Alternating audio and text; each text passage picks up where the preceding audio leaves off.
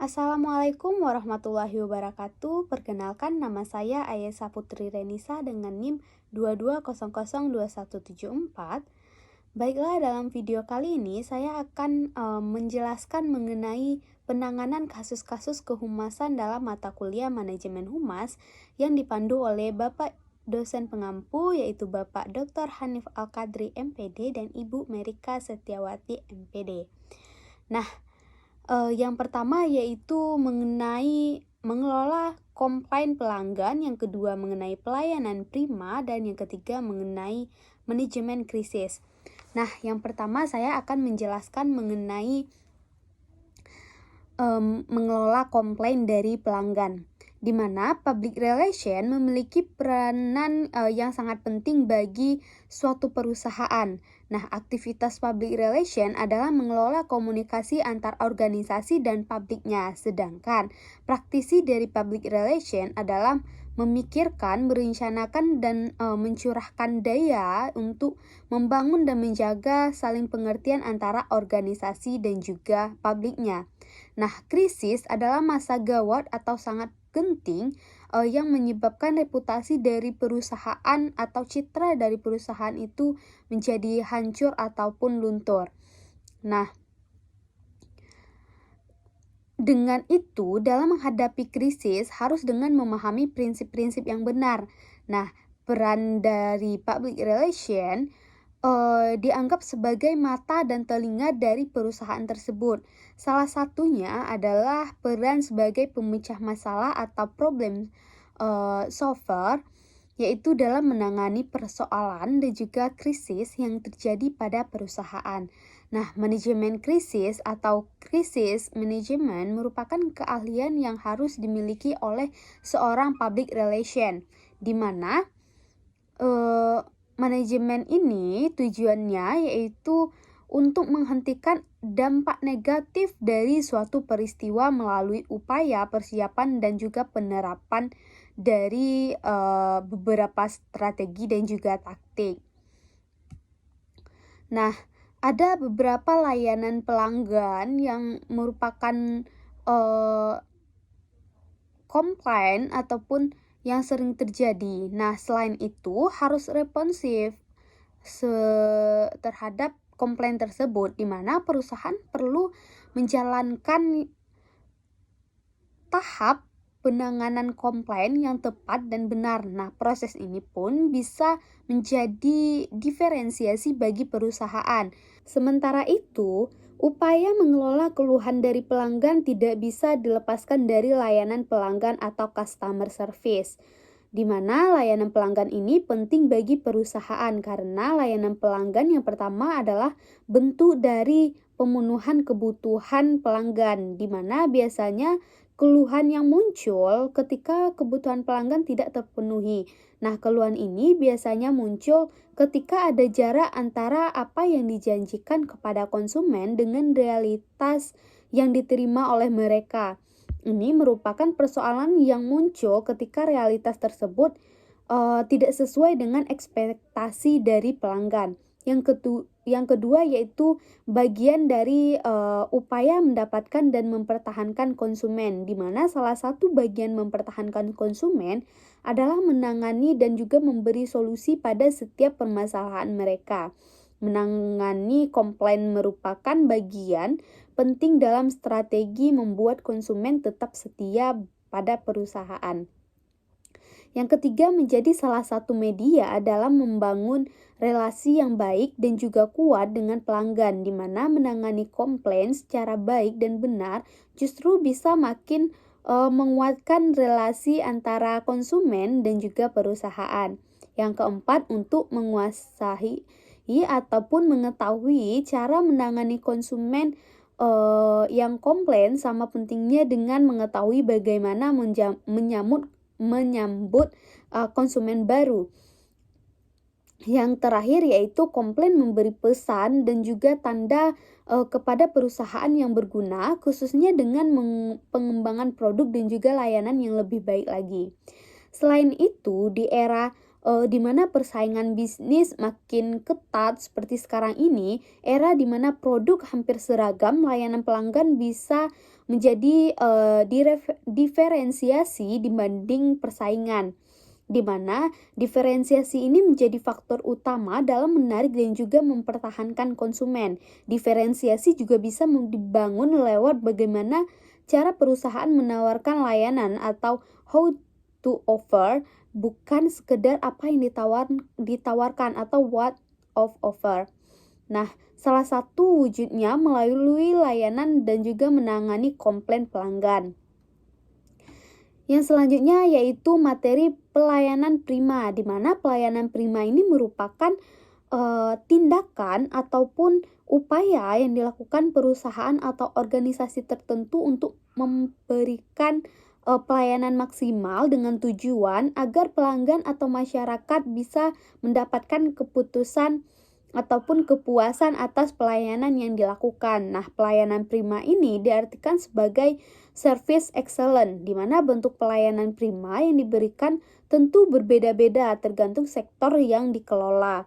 Jika perusahaan atau lembaga fokus menjalankan bisnis produksi, maka pelayanan prima diwujudkan dalam bentuk menyediakan customer service dan juga menghadirkan produk-produk yang berkualitas tinggi. Sementara untuk bisnis jasa pelayanan prima diberikan dalam bentuk pelayanan maksimal demi kepuasan pelanggan.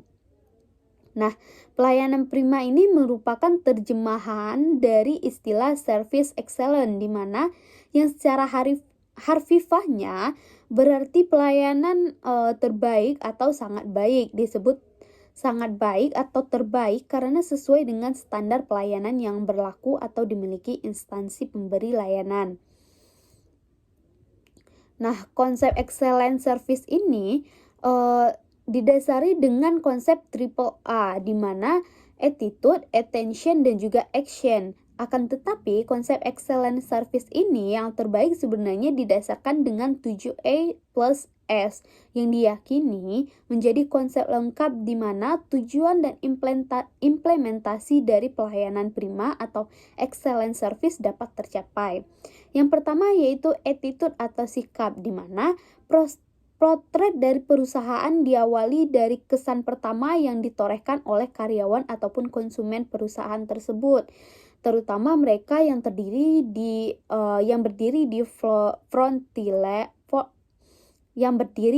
frontliner atau siapapun yang berhubungan dengan pihak luar perusahaan. Bagaimana sikap dan pelayanan dari karyawan perusahaan akan menggambarkan dan memberi citra perusahaan, baik itu langsung maupun tidak langsung. Nah, setiap karyawan suatu perusahaan seharusnya memiliki sikap yang ramah dan menunjukkan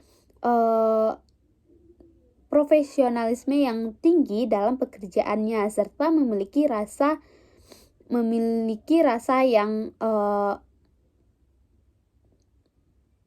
yang tinggi terhadap perusahaan. Yang kedua, ability atau kemampuan. Meski pada awalnya bukan konsep dasar, namun di era yang semakin berkembang, para karyawan harus memiliki kemampuan atau ability. Nah, artinya karyawan harus memiliki kemampuan untuk melayani konsumen, misalnya komunikasi, kemampuan menjual atau selling, kemampuan memecahkan masalah dengan tepat, dengan cepat, manajemen kecemasan, hingga hal-hal yang lebih praktis, misalnya memanfaatkan teknologi informasi. Nah, yang kedua yaitu attention atau perhatian, di mana pada attention atau perhatian, prinsip pelayanan prima wajib dimiliki oleh semua karyawan, terutama pada karyawan yang bersentuhan langsung dengan pelanggannya. Yang keempat yaitu action atau tindakan. Yang kelima ada accountability atau tanggung jawab. Yang keenam ada aperture atau penampilan. Yang ketujuh ada simpati atau simpati. Nah, selanjutnya yaitu pentingnya pelayanan prima bagi perusahaan. Nah, bagi suatu perusahaan yang bergerak di bidang jasa, pelayanan prima merupakan salah satu kunci untuk mendapatkan pelanggan baru, di mana sekaligus mempertahankan pelanggan lama. Yang selanjutnya yaitu mengenai manajemen krisis, di mana manajemen krisis ini yaitu berasal dari bahasa Yunani yaitu kipon yang berarti keputusan. Ketika krisis terjadi, perusahaan harus memutuskan apa yang harus dilakukan. Nah, bergerak ke kiri atau bergeser ke kanan atau ke bawah atau ke atas atau bertarung ataupun melarikan diri. Nah, dalam bahasa Cina, krisis diucapkan dengan weijie dan mempunyai dua arti yaitu bahaya dan juga peluang. Nah, krisis public relation merupakan peristiwa atau rumor ataupun informasi yang membawa pengaruh buruk terhadap reputasi, citra, dan kredibilitas dari perusahaan. Banyak perusahaan berpikir bahwa krisis dari public relation hanya akan menyerang perusahaan besar, padahal krisis dapat menyerang siapa saja, baik itu individu, organisasi, maupun perusahaan, kapan dan di mana saja. Nah, faktor-faktor dari penyebab krisis ini ada beberapa. Yang pertama karena bencana alam, yang kedua karena kecelakaan industri, yang ketiga karena produknya yang kurang sempurna, yang keempat karena persepsi publik, yang kelima yaitu hubungan kerja yang buruk, dan yang keenam karena kesalahan strategi bisnis, yang ketujuh karena terkait masalah kriminal, karena pergantian manajemen kadang-kadang berubah, karena persaingan bisnis, karena strategi keuangan yang anjlok atau turun, dan lain sebagainya. Nah, tahapan-tahapan dari krisis pada suatu perusahaan ada tahap pre-krisis atau sebelum krisis, dan juga tahap warning atau peringatan, tahap act 2 atau akut, dan lain sebagainya. Nah, beberapa yang harus diperhatikan oleh seorang public relation dalam merespon krisis, yang pertama yaitu perencanaan prakrisis, di mana manajemen krisis membedakan situasi krisis menjadi prakrisis dan krisis, di mana situasi prakrisis ini adalah situasi yang tenang dan stabil tanpa tanda-tanda terjadinya krisis. Nah, mungkin hanya sekian yang dapat saya jelaskan. Terlebih dan terkurang saya mohon maaf. Saya akhiri dengan Assalamualaikum warahmatullahi wabarakatuh.